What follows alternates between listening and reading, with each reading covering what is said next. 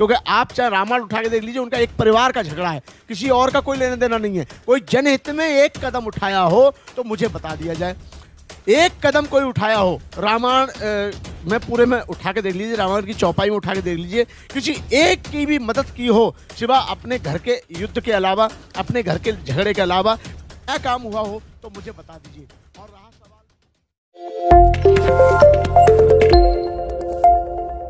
मेरे प्रिय देशवासियों, मैं हूं आप सभी का शुभचिंतक भिक्षु वीपी थिरोज्योति, राष्ट्रीय महासचिव अखिल भारतीय भिक्षु महासंघ। मैं सबसे पहले आप सभी के सुखी जीवन के लिए मंगल कामना करता हूं।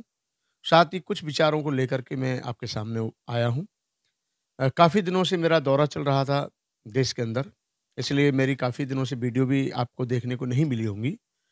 और मैं सबसे पहले बुल 85 का मैं बहुत बहुत साधुवाद करता हूं, क्योंकि इस चैनल के माध्यम से समाज की दबी हुई आवाज़ देश के कोने कोने में जाती है। विषय बहुत सारे हैं, लेकिन कुछ विषय ऐसे होते हैं कि जो ताज़ी होते हैं और तरोताज़ा हो जाते हैं। आप देख रहे हैं पूरे देश में, हालांकि ये बार बार लाखों रिपोर्टरों द्वारा, ईमानदार पत्रकारों द्वारा और मीडिया द्वारा, जो ईमानदार मीडिया है, जो बिका हुआ मीडिया नहीं है, उसके द्वारा ये आवाज़ें आए दिन उठाई जाती हैं। जैसे बेरोजगारी, भ्रष्टाचारी और बहुत सारी चीज़ें, छुआछूत के ऊपर, कहीं पे बेटी के साथ हो रहा है तो कई छोटे बच्चों को मंदिर में घुसने पर पीटा जा रहा है, कहीं उसके दादा को पीटा जा रहा है। ये आए दिन समस्याएं सुनने को, देखने को मिल रही हैं। कहीं ना कहीं बहुत सारी चीज़ें, हमारे देश के बड़े बड़े साधु संत एक दूसरे गलत साधु संत का साथ दे रहे हैं, ये सब देखने को मिल रहा है। लेकिन अफसोस इस बात का है कि आज भारतीय जनता पार्टी की वर्तमान की केंद्र सरकार द्वारा वो बातें की जा रही हैं जो बातें कभी देशवासियों ने सोची भी नहीं थी, विचार भी नहीं किया था, और वो कभी उस बात पे किसी का गौर ही नहीं था।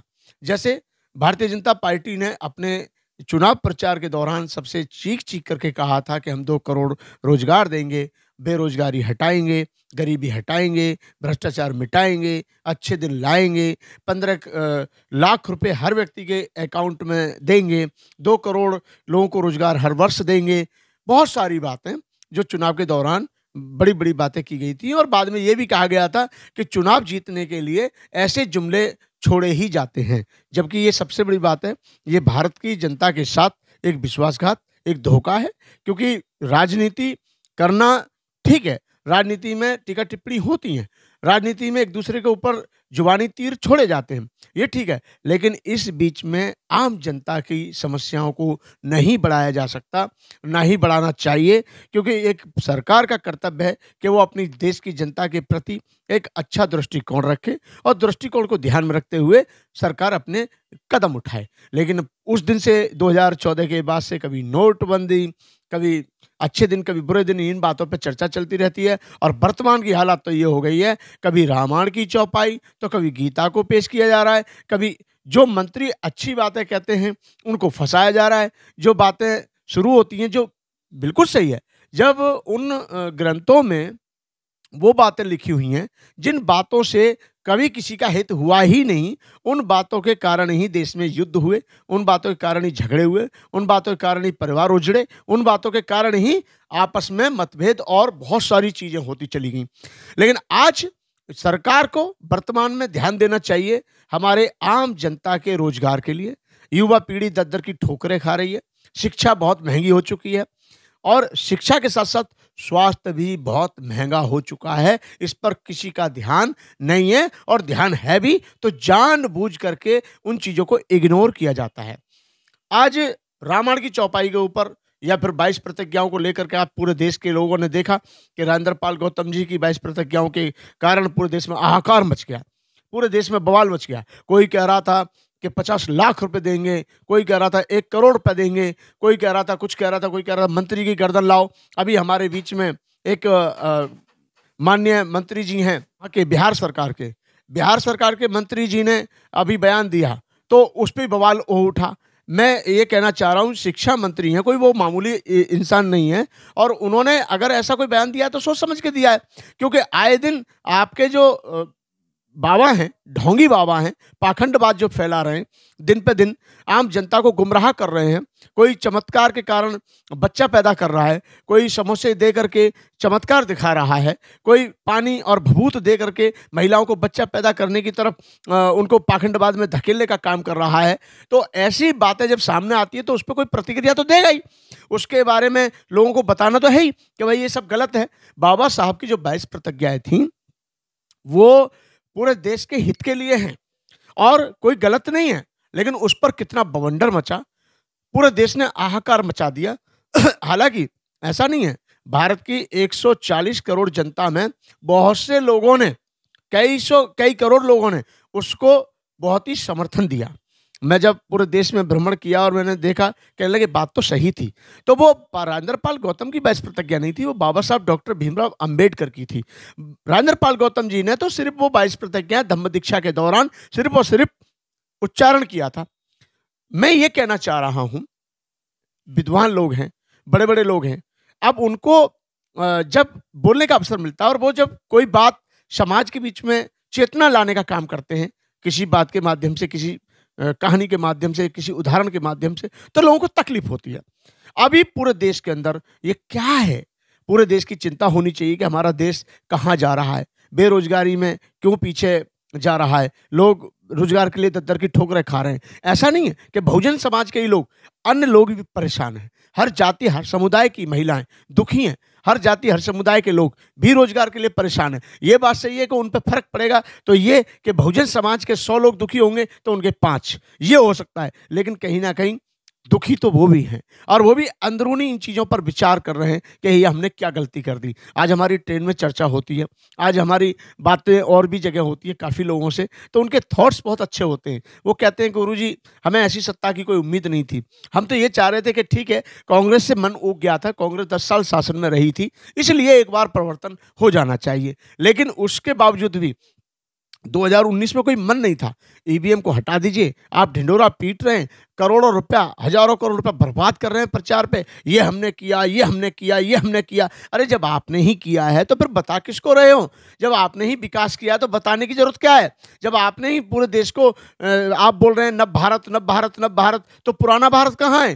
पुराना भारत नहीं होता तो आप पुराने भारत में कहाँ से जन्म लेते? आप पुराने भारत के प्रधानमंत्री बनते तो नया भारत कहाँ से आता? ये बेकार की बातें, बेकार के चोचले, ये बेकार की बातें हैं, इनसे कोई लेना देना नहीं है देश हित का।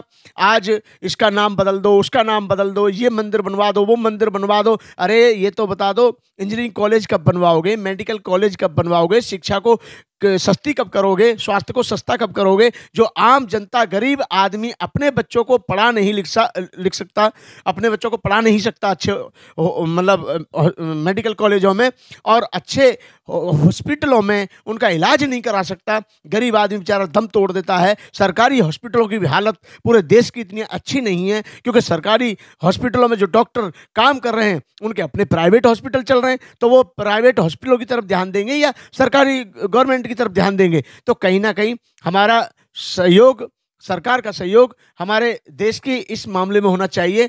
उच्च शिक्षा, उच्च स्वास्थ्य की व्यवस्था और उच्च कोटि की सुरक्षा और महिलाओं का सम्मान और देश में रोजगार कैसे मिले लोगों को, भुखमरी कैसे मिटे लोगों की, इस पे ध्यान देना चाहिए। ये रामचरित की चौपाइयाँ या फिर गीता या फिर और भी चीज़ें हैं, ये कहीं किसी का कोई भला नहीं कर रही हैं। आप इतिहास उठा के देख लीजिए, इन्होंने हमेशा झगड़े ही करवाए हैं और झगड़े नहीं करवाए होते तो आज ये स्थिति देश की नहीं होती। क्योंकि आप चाहे रामायण उठा के देख लीजिए, उनका एक परिवार का झगड़ा है, किसी और का कोई लेना देना नहीं है। कोई जनहित में एक कदम उठाया हो तो मुझे बता दिया जाए, एक कदम कोई उठाया हो रामायण में पूरे में उठा के देख लीजिए, रामायण की चौपाई में उठा के देख लीजिए, किसी एक की भी मदद की हो सिवा अपने घर के युद्ध के अलावा, अपने घर के झगड़े के अलावा क्या काम हुआ हो तो मुझे बता दीजिए। और रहा सवाल बागेश्वर बाबा का, ये बाबाओं के पास जब हमारे देश के प्रधानमंत्री, जब हमारे देश के गृह मंत्री, जब हमारे देश के मंत्री जब जाते हैं तो ये बढ़ावा अंधश्रद्धा को वहीं से मिलता है। क्योंकि प्रधानमंत्री तो पूरे देश का होता है, एक धर्म का नहीं होता है।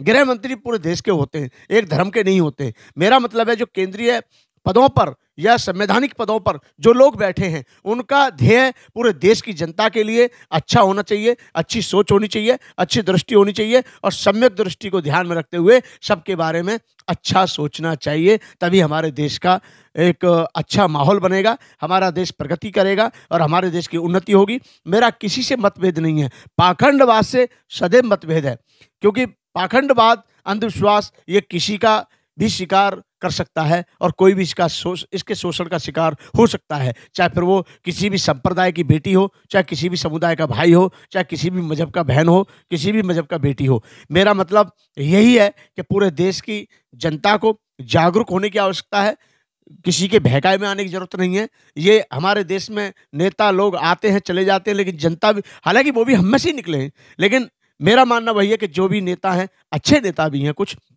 सभी नेता गलत नहीं है। जो नेता अच्छी आवाज़ उठाते हैं उन्हें उठानी चाहिए, और जो लोग वैसी चीज़ों में उलझे पड़े हैं उनको उन चीज़ों से दूर होना चाहिए। आप सभी को जय भीम, जय भारत। बहुत बहुत